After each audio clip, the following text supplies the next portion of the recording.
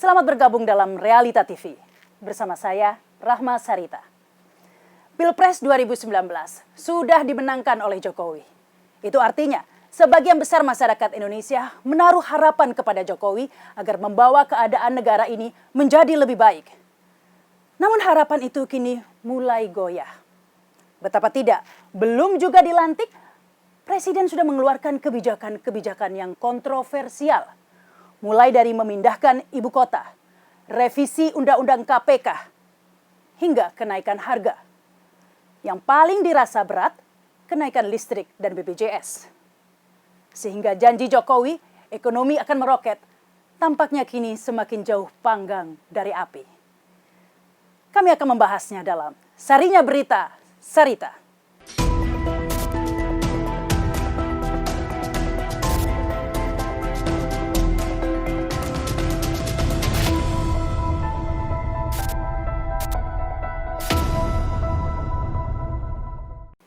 Kembali bersama Sarinya Berita Sarita.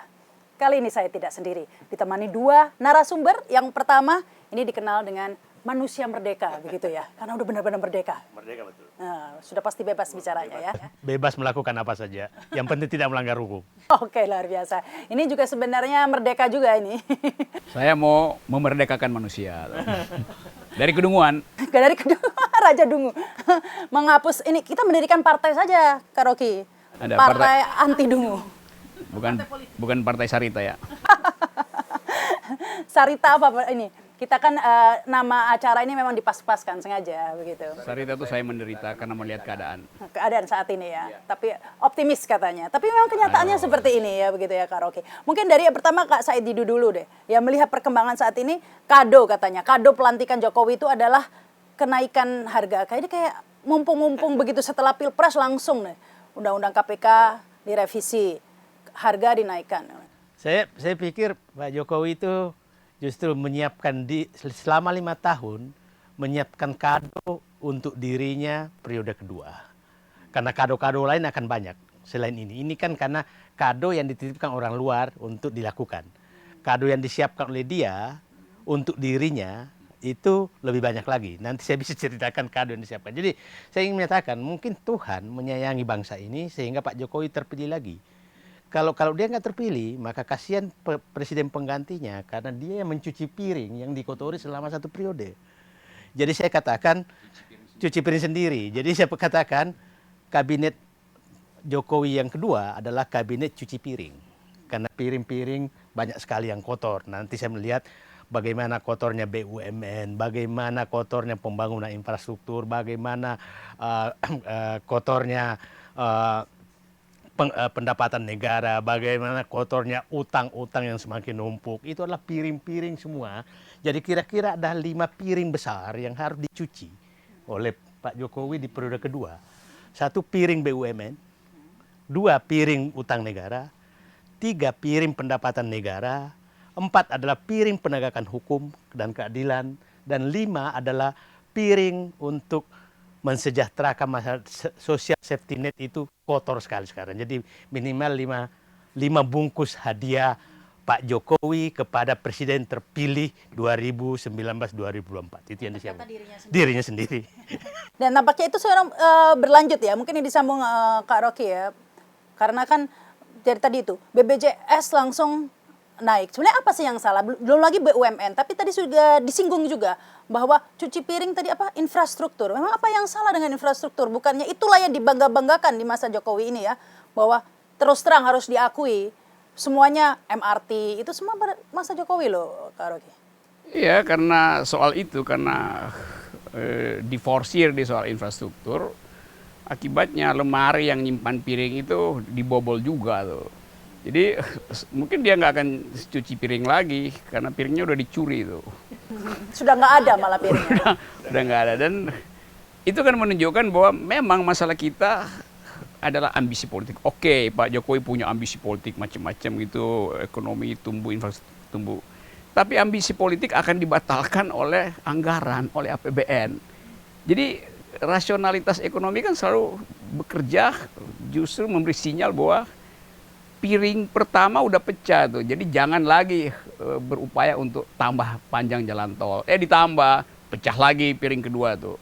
Jadi kita tinggal tunggu piring terakhir pecah, itu artinya social unrest tidak tertahankan lagi. Tapi kondisi gitu masih pede kan mau pindah ibu kota? Mungkin karena dia nggak paham apa hubungan antara APBN dan ambisi politik. Kan Bukankah ya, jadi ini publik bagi awam ya nih ya Pak Said itu agak bingung. Katanya BPJS dinaikkan, harus menaikkan BPJS, belum lagi BUMN rugi tapi laporannya untung atau macam-macam lah ya. Kita melihat seperti itu kondisi ekonomi, tetapi kok malah mengeluarkan expense lagi begitu ya Minda Ibu? Jadi begini, kelihatannya istilah saya begini. Pemerintahan yang baik itu adalah mendasarkan perencanaan itu dari perencanaan teknokratis menjadi perencanaan koordinatif menjadi keputusan politik. Itu namanya perencanaan yang bagus. Dan itu normal di mana-mana. Pak Jokowi gaya manajemennya lain. Keinginan politis baru mencari pembenaran. Kalau perencanaan yang bagus itu adalah kebenaran dulu baru dipoles sedikit koordinatif baru dipolitiskan di sidang kabinet. Kalau Pak Jokowi, saya mau ini silahkan menterinya benarkan keinginan saya. Kira-kira begitu. Jadi orang bertanya bagaimana kabinetnya akan datang. Saya bilang bagi saya Jokowi itu tidak terlalu penting menteri. Karena Pak Jokowi tugas menteri hanya bagaimana membenarkan keinginan presiden. Itu gaya Jokowi. Bukan kalau Pak Harto dulu adalah mendengarkan dulu kebenaran teknokratisnya objektif dari perguruan tinggi, dari macam-macam, baru dia poles secara politis. Kalau Pak Jokowi lain. Jadi orang menyatakan apakah penting memiliki menteri? Saya katakan tidak penting karena Pak Jokowi gayanya lain.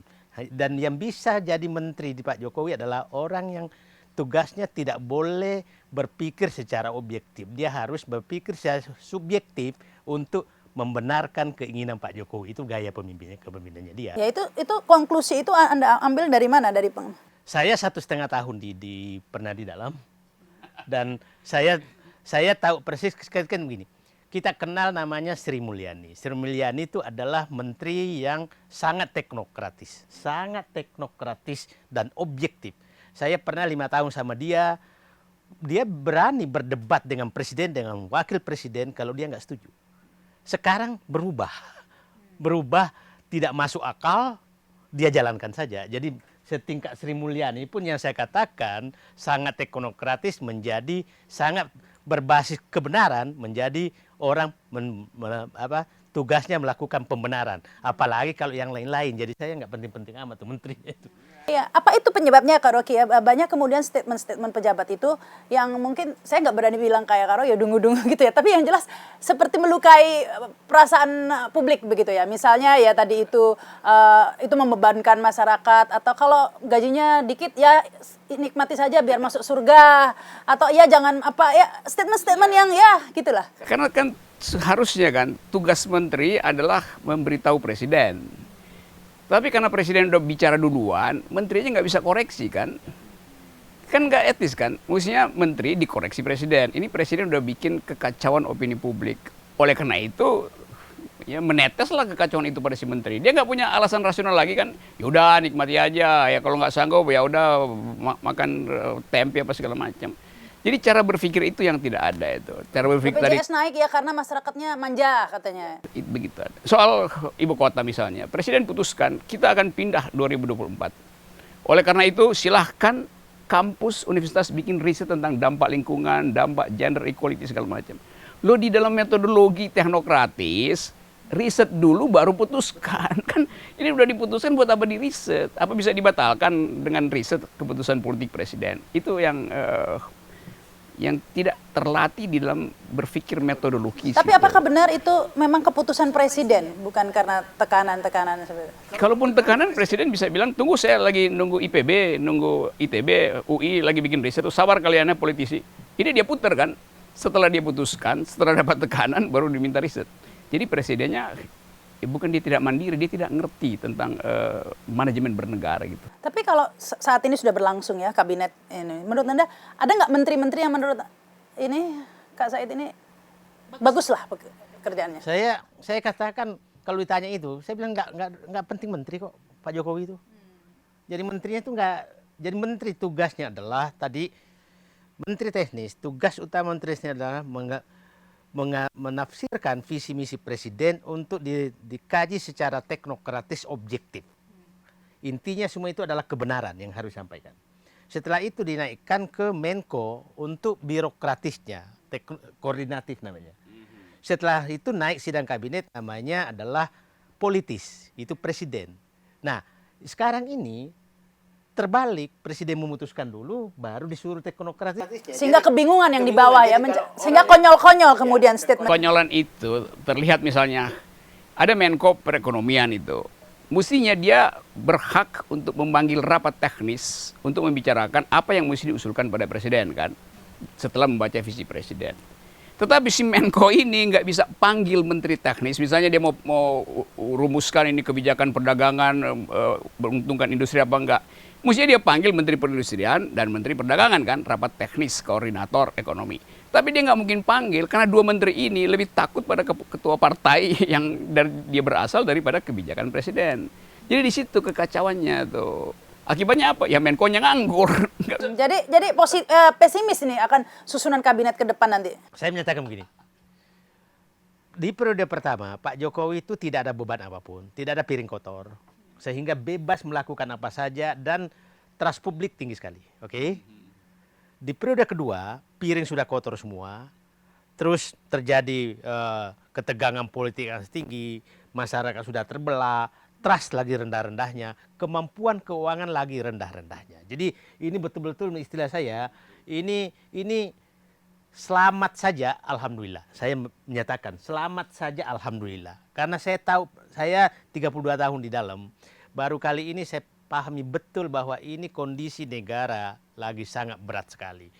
Kondisi negara, kita harus tahu, jatuhnya pemerintahan di Indonesia itu 2 kali yang tidak mulus, itu semuanya karena ekonomi. Bung Karno itu ekonomi, Pak Harto ekonomi, politik alatnya, oke? Politik alatnya, bukan karena politik. Jadi jangan sampai Pak Jokowi nanti habis waktu menservis politik, pencitraan. Dan sebenarnya penyebabnya ekonomi. Dan perkiraan saya, ekonomi ini yang saya katakan 5 piring kotor tadi, hukum menurunkan trust karena terjadi ketidakadilan. Ini trust ini bukan trust masyarakat ke bawah juga. Para pelaku usaha juga trustnya menjadi turun. Jadi semua trust turun, pelaku usaha turun, masyarakat turun. Kemudian, nah nanti kombinasi pada saat terjadi kenaikan BPJS, kenaikan tarif listrik, kemudian tabungan sudah habis semua, naik semua harga, itu ekonomi rakyat sudah terganggu. Nah, masuklah istilah saya infrastruktur trap. Infrastruktur trap ini yang tidak pernah dipikirkan. Tidak sedikit negara mengalami hal seperti itu. Infrastruktur ini. Infrastruktur itu bagaikan pisau bermata dua. Kalau dibangun tepat waktu dan tepat sasaran, maka menjadi pemacu pertumbuhan ekonomi. Tapi kalau salah, maka menjadi beban ekonomi.